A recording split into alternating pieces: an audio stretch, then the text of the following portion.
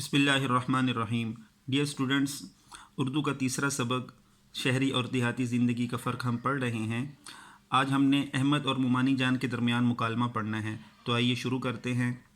अहमद: मुमानी जान, अभी तो शाम हुई है और आपने रात का खाना भी लगा दिया।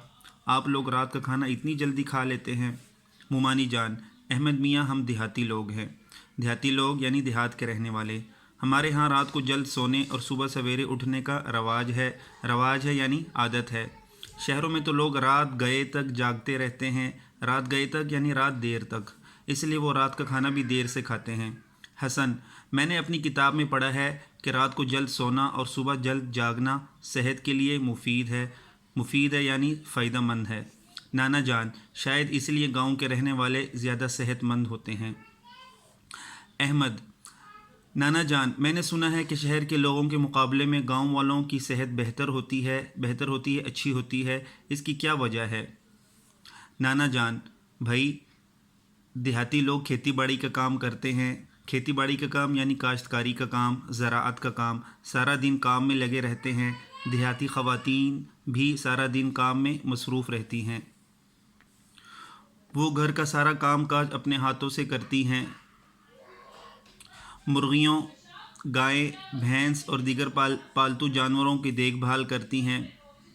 फसलों की कटाई, बुवाई का मतलब बीज डालना, कटाई का मतलब फसल काटना और उन्हें समेटने में भी मर्दों का हाथ बटाती हैं। जबकि शहर में रहने वालों की इस कदर मशक्क़त का काम नहीं करना पड़ता। यही वजह है कि देहात में रहने वालों की सेहत बेहतर होती है और वो अमूमन दुबले पतले होते हैं।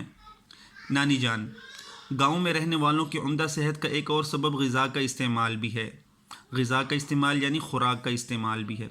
देहाती लोग सादा खुराक खाते हैं, जबकि शहरों में रहने वाले मुरगन ग़िज़ाओं का इस्तेमाल करते हैं। मुरगन ग़िज़ाओं का मतलब यानी घी में तली हुई चीज़ें। अहमद के अब्बा जान: वाकई देहातियों की सेहत काबिल रश्क होती है। काबिल रश्क का मतलब रश्क के काबिल। रश्क का मतलब होता है किसी जैसा बनने की ख्वाहिश होना, यानी इस काबिल होती है कि उन जैसा बनने की ख्वाहिश दिल में आए। इसकी वजह खालिस और ताज़ा खुराक भी है। यहाँ के रहने वालों को ताज़ा सब्ज़ियाँ, फल और खालिस ग़िज़ाएँ मुयस्सर हैं यानी दस्तयाब हैं। शहरों में ये चीज़ें गायब होती जा रही हैं। हसन: मैं जब लाहौर गया था तो मैंने वहाँ बहुत से लोगों को तंग तंग घरों में रहते देखा था। उन घरों के सहन तो थे ही नहीं। अहमद के अब्बा जान: बात यह है कि गाँव में लोगों के पास घर बनाने के लिए जगह का कोई मसला नहीं। यही वजह है कि देहात में ज़्यादातर घर खुले खुले होते हैं। इसके बरअक्स शहरों में जगह की कमी है, यानी शहरों में जगह कम होती है। वहाँ लोग ज़्यादा आ जाते हैं तो जगह कम पड़ जाती है। इस वजह से बहुत से लोग छोटे छोटे मकानों में रहने पर मजबूर हैं। देहात में ज़्यादातर घर एक मंजिला हैं, यानी एक मंजिल होती है, उसकी एक स्टोरी होती है। जबकि शहरों में कई कई मंजिला इमारत हैं। कई इमारतों में सूरज की रोशनी नहीं पहुंच पाती। बिलाल: मामू जान, मेरे अब्बू जान कॉलेज में पढ़ाने जाते हैं और ताया अब्बू एक दफ्तर में मुलाजमत करते हैं। चचा जान एक कारखाने में काम करते हैं। आप लोग क्या काम करते हैं?